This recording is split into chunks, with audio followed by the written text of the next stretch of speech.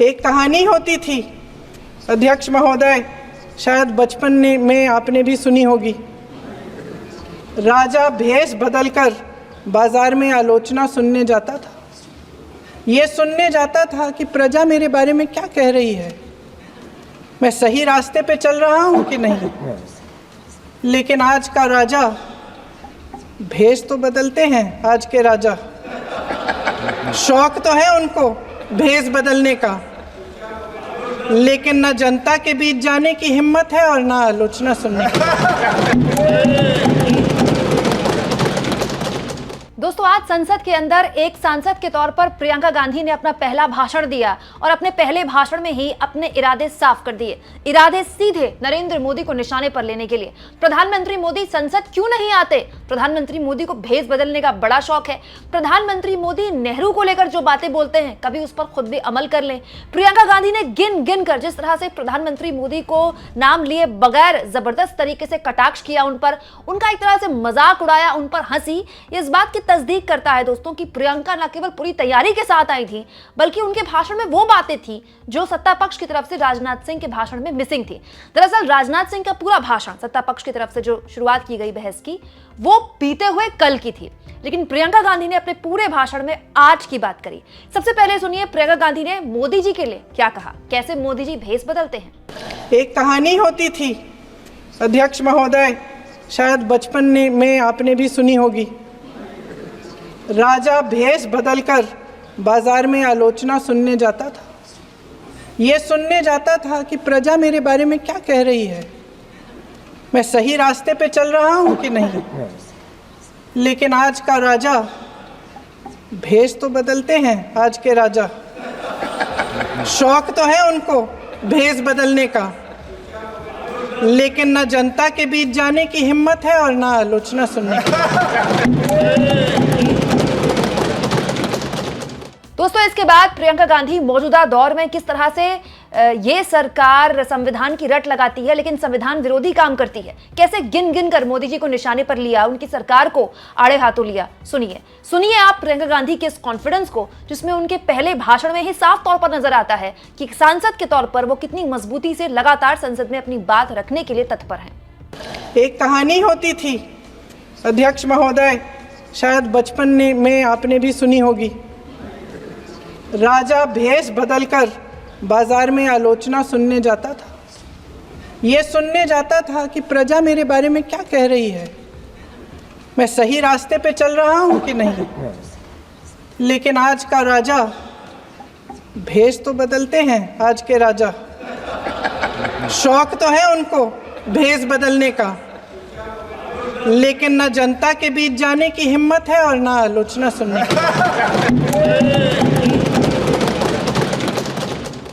आप नारी शक्ति की बात करते हैं। आज चुनाव की वजह से शायद इतनी बातचीत हो रही है नारी शक्ति के बारे में, क्योंकि हमारे संविधान ने महिलाओं को ये अधिकार दिया, उनकी शक्ति को परिवर्तित किया वोट में।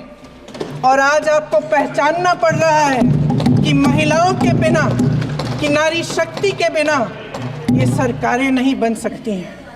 इसीलिए आज आप नारी शक्ति की बातें दोहरा रहे हैं। जो आप नारी शक्ति का अधिनियम लाए हैं, उसको लागू क्यों नहीं करते? वो 10 साल बाद लागू क्यों होगा?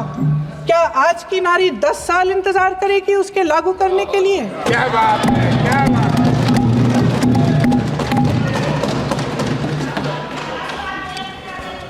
आज संसद में बैठे हुए सत्ता पक्ष के मेरे साथी ज़्यादा से ज़्यादा अतीत की बातें करते हैं। 1921 में क्या हुआ, कब हुआ, नेहरू जी ने क्या किया। अरे वर्तमान की बात करिए, देश को बताइए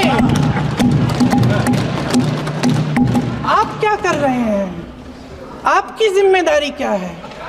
कि सारी जिम्मेदारी जवाहरलाल नेहरू की है। अध्यक्ष महोदय जी, ये सरकार आर्थिक न्याय का सुरक्षा कवच तोड़ रही है। आज संसद में बैठी ये सरकार बेरोजगारी और महंगाई से जूझ रही हमारी जनता को क्या राहत दे रही है? कृषि के कानून भी बड़े बड़े उद्योगपतियों के लिए बन रहे हैं। सही एमएसपी को छोड़िए, डीएपी तक नहीं मिल रहा है।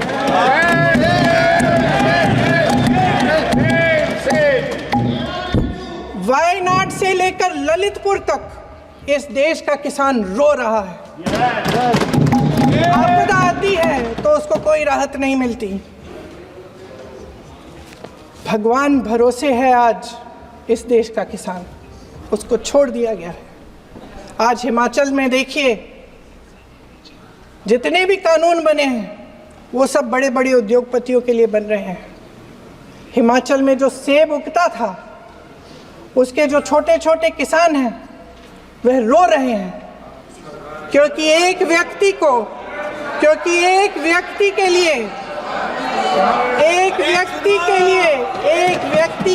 सब कुछ बदला जा रहा है। सुनने की हिम्मत रखो। मैं अध्यक्ष महोदय जी, अध्यक्ष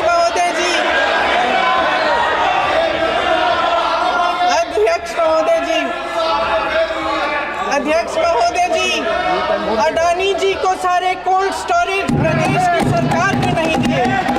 अडानी जी को सारे कोल्ड स्टोरेज आपकी सरकार ने दिए।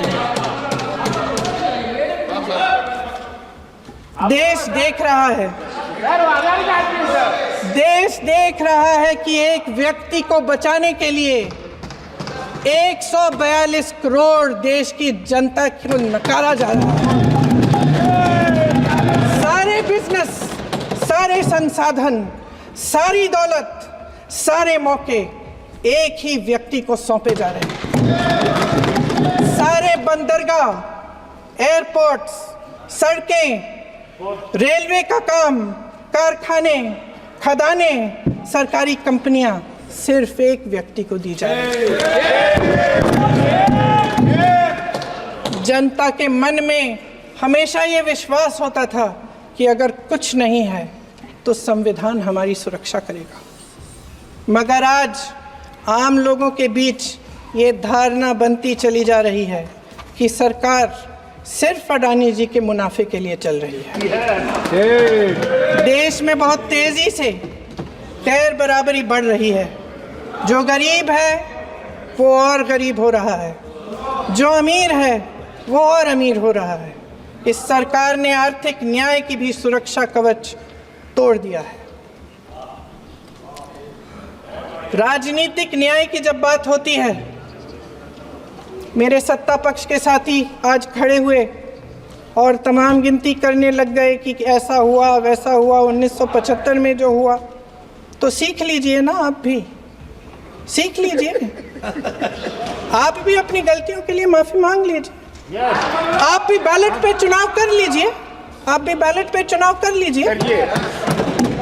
दूध का दूध, पानी का पानी हो जाएगा। आप राजनीतिक न्याय की बात करते हैं, सरकारों को पैसों के बल पर गिरा देते हैं।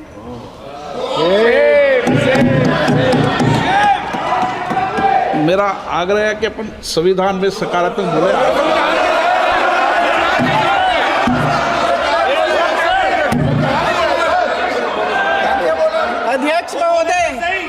अध्यक्ष महोदय, सत्ता पक्ष के हमारे साथी ने एक उदाहरण दिया उत्तर प्रदेश की सरकार का, तो मैं भी एक उदाहरण दे देती हूँ महाराष्ट्र की सरकार का।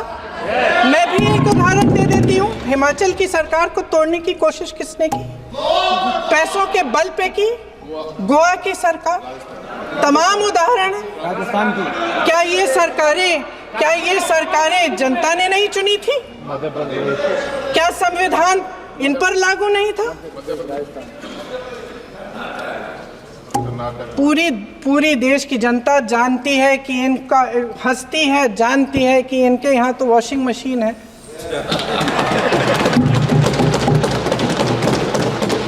तो यहाँ से वहाँ जाता है, वो धुल जाता है।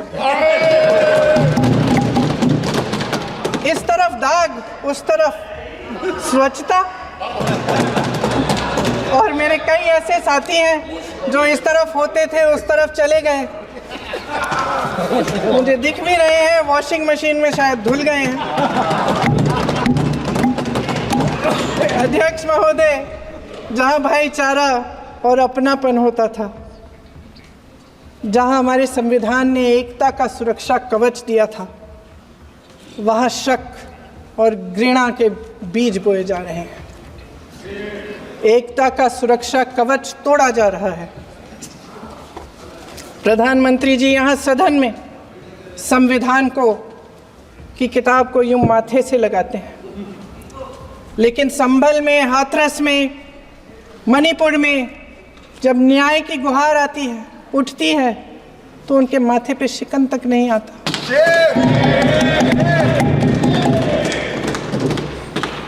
शायद समझ नहीं पाए हैं कि भारत का संविधान संघ का विधान नहीं है।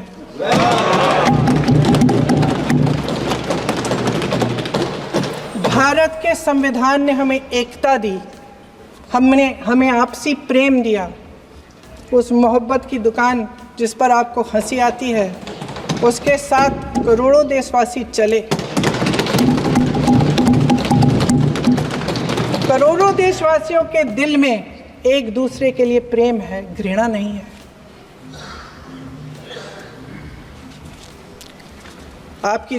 इनकी जो विभाजनकारी नीतियां हैं, उसका नतीजा हम रोज देखते हैं। राजनीतिक फायदे के लिए संविधान को छोड़िए, देश की एकता को भी ये रख नहीं सकते, इसकी सुरक्षा नहीं कर सकते। हमने संभल में देखा, मणिपुर में देखा।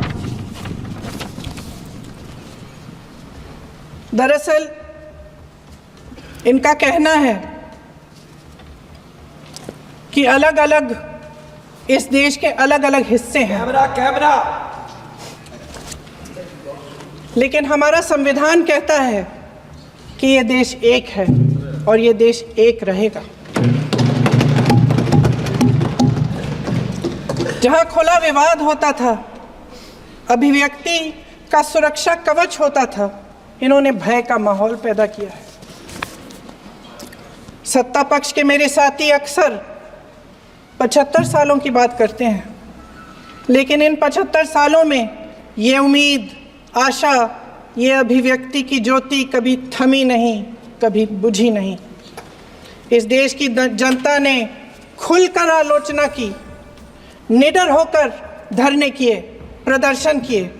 जब जब जनता नाराज हुई, तब तब सत्ता को ललकारा, उसे चेतावनी दी, बड़े से बड़े नेताओं को कटघरे में खड़ा किया, उनसे जवाब मांगा, न्याय मांगा। इस देश के छोटे छोटे से नुक्कड़ की दुकानों में, चाय की दुकानों में, इस देश के घरों में, गलियों में, मोहल्लों में, अखबारों में, प्रकाशन घरों में, न्यायपालिकाओं में चर्चा कभी बंद नहीं हुई। लेकिन आज ये माहौल नहीं है। आज जनता को सच बोलने से डराया जाता है, धमकाया जाता है। पत्रकार हो या विपक्ष का नेता हो या किसी यूनिवर्सिटी का प्रोफेसर हो, छात्र संघ हो या कर्मचारियों का संगठन हो, सबका मुंह बंद कराया जाता है। किसी पे ईडी, किसी पे सीबीआई, किसी पे इनकम टैक्स, फर्जी मुकदमे लगवाए जाते हैं, जेल में डाल दिया जाता है। विपक्षी नेताओं को जेल में डाल दिया जाता है, उनको सताया जाता है। किसी को नहीं छोड़ा इस सरकार ने। देशद्रोही कह के उत्तर प्रदेश में मुझे याद है कुछ अध्यापिकाएं प्रदर्शन कर रही थी, उन पर मुकदमा डाल दिया देशद्रोही का, उन्हें देशद्रोही कह दिया। इन्होंने देश का पूरा माहौल भय से भर दिया है। इनकी मीडिया की मशीन झूठ फैलाती है, तरह तरह के आरोप लगाती है, और शायद वह भी भय में ही है। महोदय, मैं इस सदन को याद दिलाना चाहती हूँ कि ऐसा डर का माहौल देश में अंग्रेज़ों के राज में था।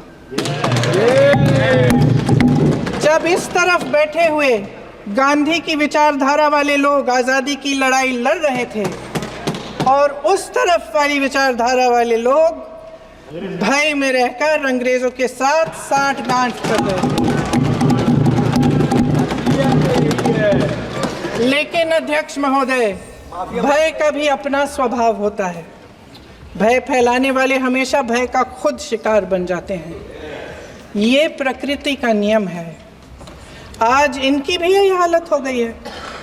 भय फैलाने के इतने आदी हो गए हैं कि खुद भय में रहने वाले हैं, चर्चा से डरते हैं, आलोचना से घबराते हैं। कई दिनों से हम मांग रहे हैं कि चर्चा करिए, लेकिन चर्चा करने की हिम्मत ही नहीं है।